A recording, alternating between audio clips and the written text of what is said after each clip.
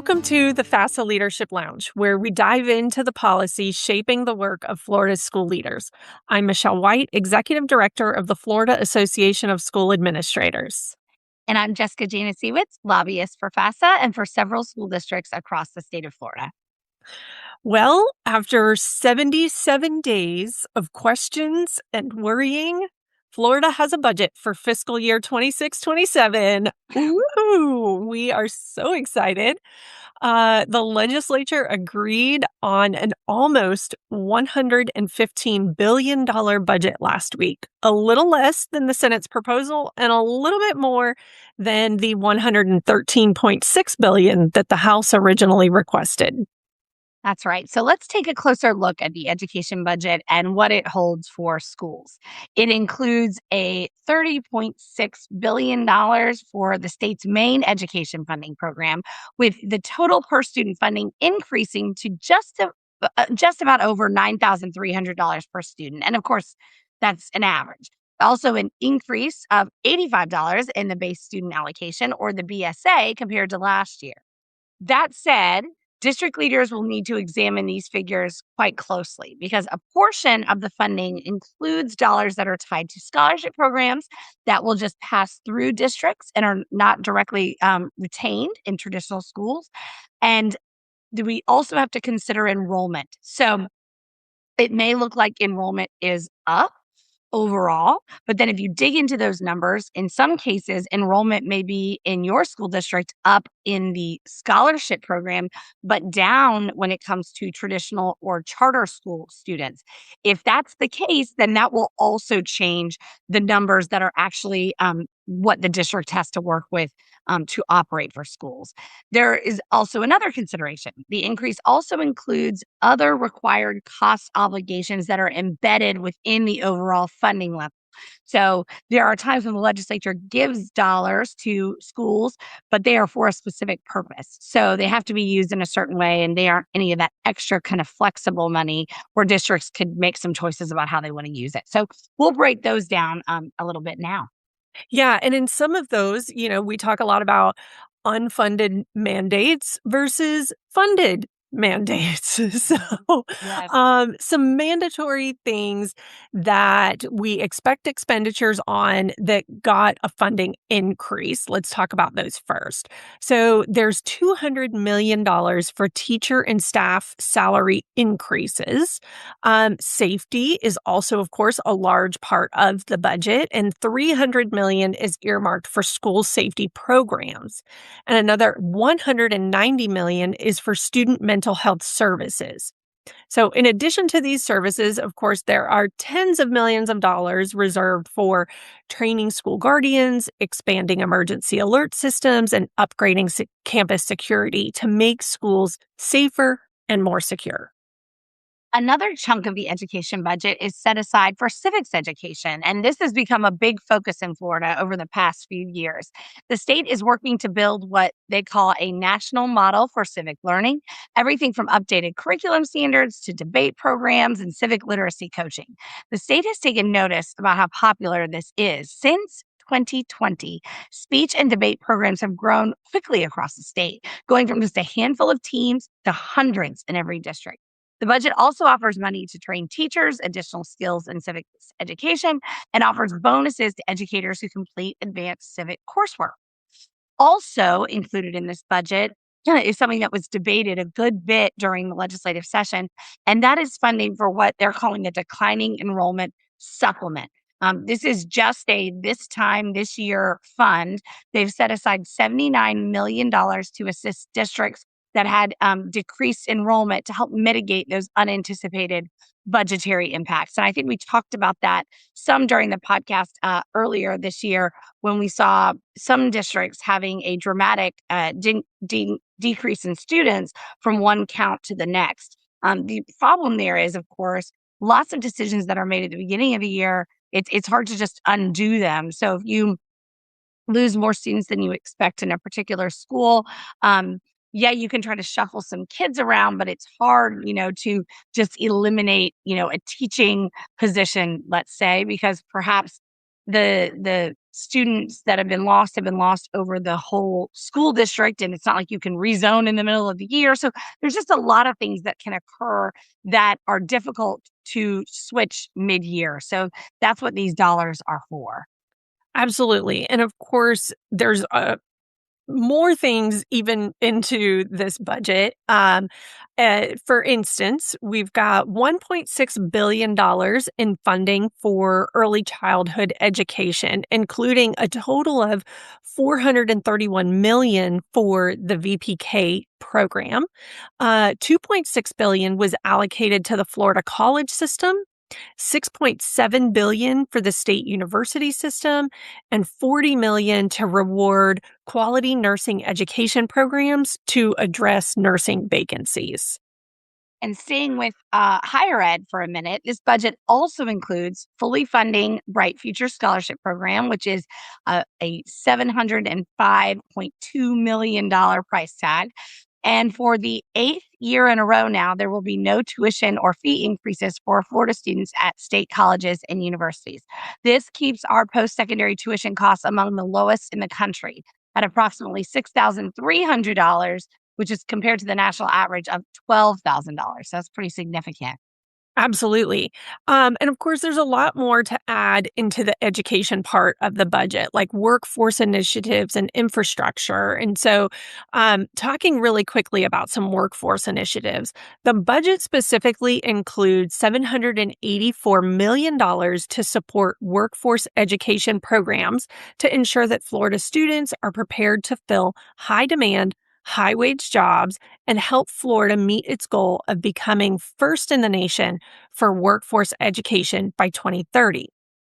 Some other highlights, of course, include $20 million for the Governor's Pathway to Career Opportunities Grant Program to establish or expand pre apprenticeship and apprenticeship programs for high school and college students. And for all these great programs and for our amazing students that we have here in the state of Florida and for our staff and administrators, we all need to ensure that these buildings are kept up to date. So 145.5 million was set aside for special facility construction projects in rural school districts and 260 million was for charter school public maintenance. So it's a lot to go through. And of course, a copy of the full budget is available, and we made it accessible in our podcast description page with all of the resources that we submit every week. Every year, of course, a lot of the budget talk is about the things that have made it into the budget. But what about important things that maybe missed the cut? So, first on that list is that Florida has 4 universities that are considered preeminent universities: the University of Florida, Florida State University, University of South Florida, and Florida International University. UCF is also expected to join the list in the next couple of months. Another piece that was missing this year, at least in our pre-K 12 world, was a conforming bill. Our listeners may remember us talking about the conforming bill last year at the end of session. This is a bill that usually contains a good bit of policy, and sometimes we even see pretty substantive policy in a conforming bill. We did not have one in our particular silo this year. However, there was a higher education conforming bill, there was an implementing bill, and there were a myriad of other budget related documents. So there's still so much for us to dig into with both the funding and the associated bills. So we will continue to do that over the coming weeks and let you know the things that we find as we dig into all the details. That's right. And of course, we'll have more even to present at Discover when we do a live recording of the Leadership Lounge. So um, we hope to see you all there for that. There's more news besides the budget that happened last week, though. We got news of one more special session. So on Wednesday last week, Governor DeSantis called the long awaited special session that could lead to meaningful changes in Florida's homestead property tax structure. According to Governor DeSantis, which will begin today and is only scheduled to run until Wednesday, June 3rd. And if you can believe it, this is going to be special session F. That's how many we've had now. So we're on quite the run of special sessions.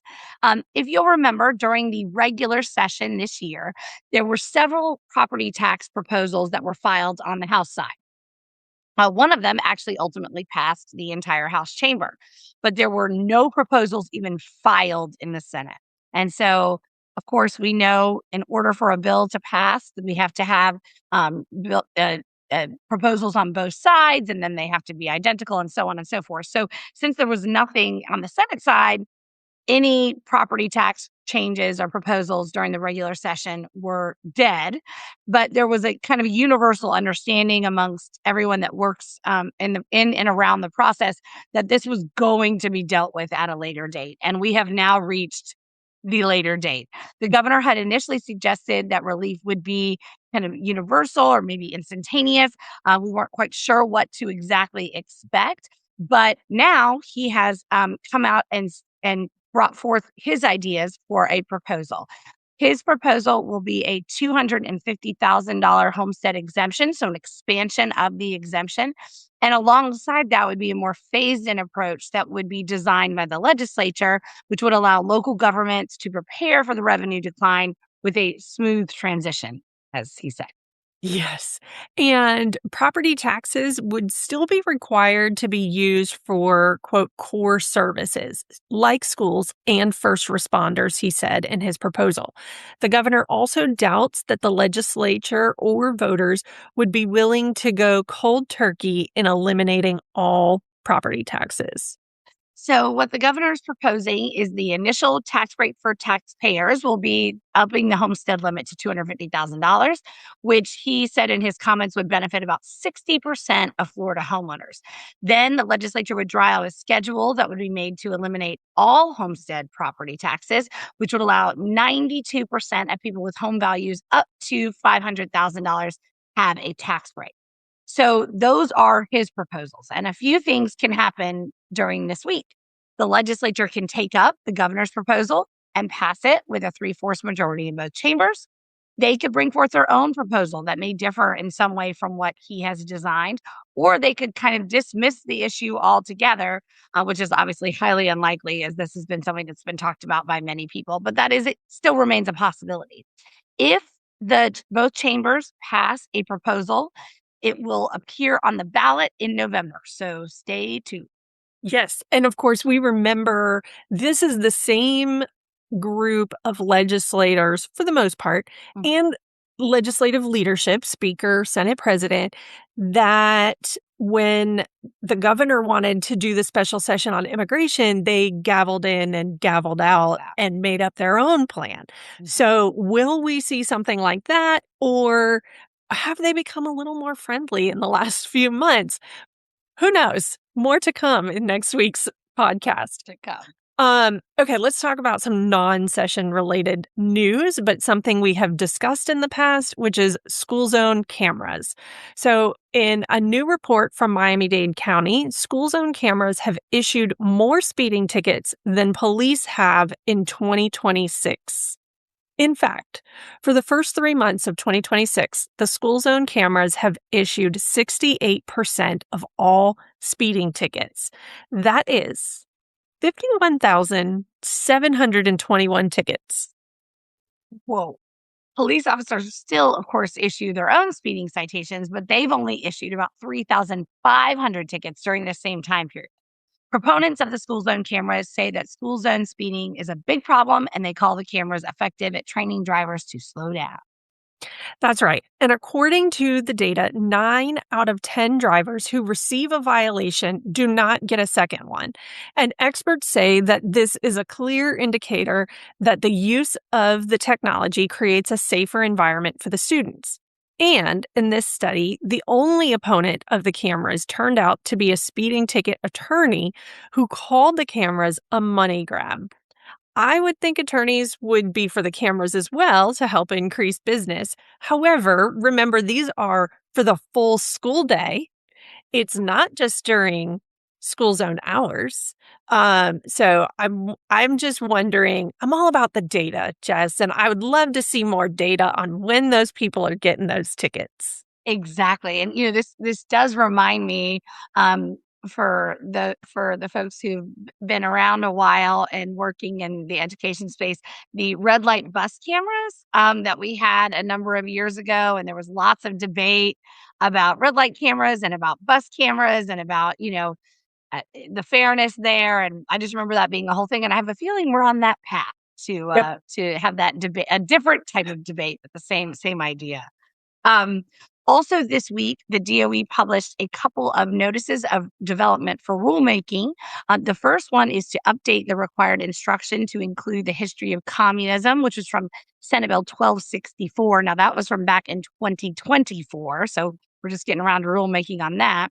And also cursive writing, that's from Senate Bill 182, which is from just this past legislative session. The rule development workshop will take place on June 10th at 11 a.m. and on a Teams meeting. The link to the meeting can be found in the description of this episode. That's right. And the other rule to highlight under development is to implement portions of House Bill 875, which was from the 2025 session last year. It is a bill that creates a work group to update and revise the Florida Education Accomplished Practices, otherwise known lovingly as the FEAPS, as well as implementing a plan for teacher preparation programs. And we'll remember that that teacher preparation program piece in particular actually had really delayed start times for 2027 all the way through 2029. So rulemaking for this is not overly delayed, but certainly something we want to pay attention to. The meeting where they will be discussing the rule is going to be also held on June 10th. It'll just be at 9 a.m. And of course, the link for that is also in the podcast description. So let's finish this week off on a fun note. Alex Dorozansky, that's the name, sounds like mine. Principal of Harns Marsh Middle School in Lee County, made good on an agreement with his students recently. The student had a C grade 3 years ago, and the principal told students that if and when they increased to an A grade, he would skydive from an airplane at 10,000 feet. Crazy. So such a great idea, right? Maybe. Well, the principal said that he's extremely afraid of heights and doesn't even like flying, but he did it. He That's did it for amazing. these students. And he That's was amazing. joined by 2 assistant principals, a teacher, and the director of academic and student services. What a way to come through on your promise. So, Jessica, here's my question. Would you do something like this? Like, as a I think wager? I think I'd be dead if I was up and out of a plane. I'd have a heart attack before you. I think, Michelle, you may have had an experience with me on a plane, a small plane once, where I was a little nervous.